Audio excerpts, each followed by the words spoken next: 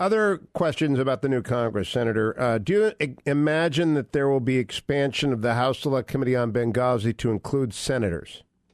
I hope so. I've been calling for this for 2 years.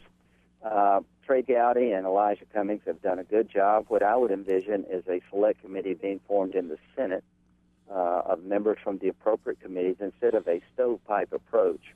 We would create a select committee in the Senate to marry up with the select committee in the House, become a joint select committee, bootstrap on the work already done by the House, and take this to its logical conclusion.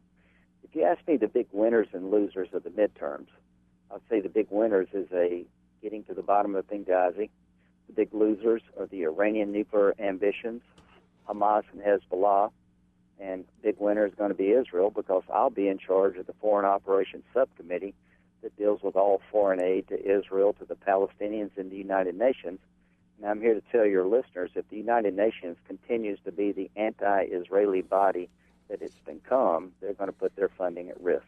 Do you want to chair that select committee on Benghazi, Senator Graham? I don't care. Maybe somebody senior to me, but I want to be on it. I'm dying to ask some questions of people who've never been interviewed before. Susan Rice.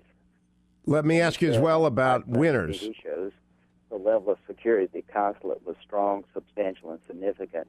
Who told you that? That's not part of the talking points. And nothing could have been further from the truth. Where did you get that information, or did you just make it up? Among the other winners could be the Department of Defense if sequestration goes away. Your colleague John McCain said it might. What do you think? I think it is the thing we've got to fix. We're looking at the smallest military by the end of the decade since 1940 level for the Army, 420,000 members of the Army, smallest Navy since 1915 under sequestration.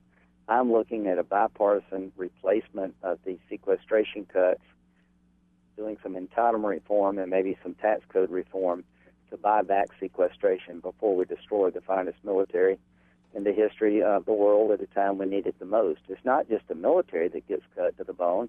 It's the intelligence community and the FBI.